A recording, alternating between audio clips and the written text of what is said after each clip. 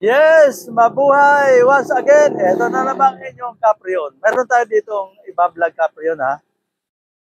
Ang tawag dito ay mortuary freezer. Ano ba yung mortuary freezer? Ito yung mga freezer na nasa sa mga mga punerarya, 'di ba? Ah, yung ating mga mahal sa buhay pag namamatay. So ito sa mga instrument, ito sa mga part ng proseso ng mga punerarya bago i-turn over sa atin yung ating kamag-anak na namatay. Dadaan dito. So ang tawag dito ay mortuary freezer. So nandito yan ha. Halika. Tutukan mo ito Caprion. So huwag tayong matakot mga Caprion ha. Ito yan. Ito yan.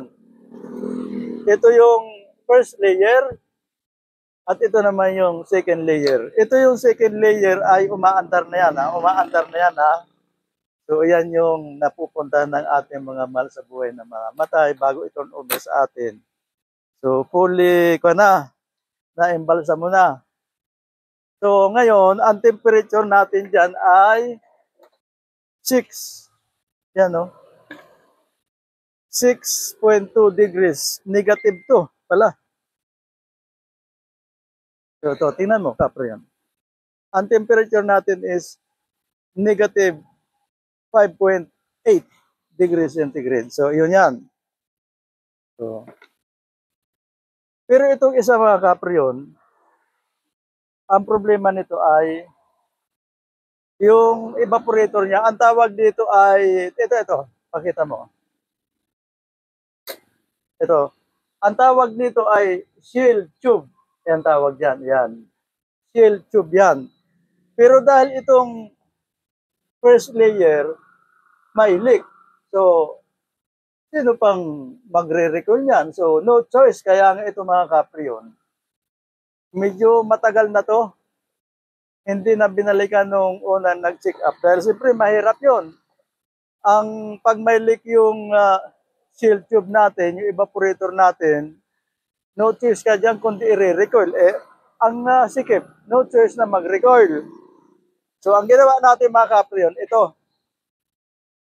Naglagay tayo ng pin tube evaporator. Ha? So, yan.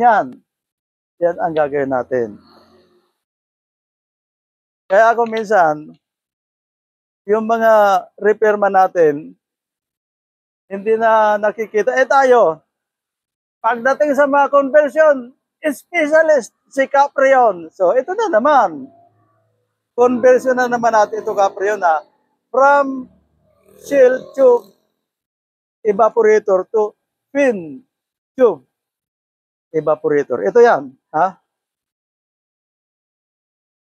Bagong condensing unit. Kumpleto yan. Tapos yung evaporator sa loob. Saka ito. So, yan ang gagawin natin mga Caprion ha. So, sa mga followers natin dyan. So, dagdag kaalaman na naman. Yung mga bagay na medyo napakahirap gawin natin ng as is original. Nandito tayo para yung mga conversion application talagang napakahalaga. So, dapat ina-analyze din natin. Okay?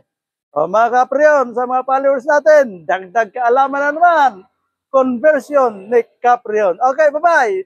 Salamat and God bless.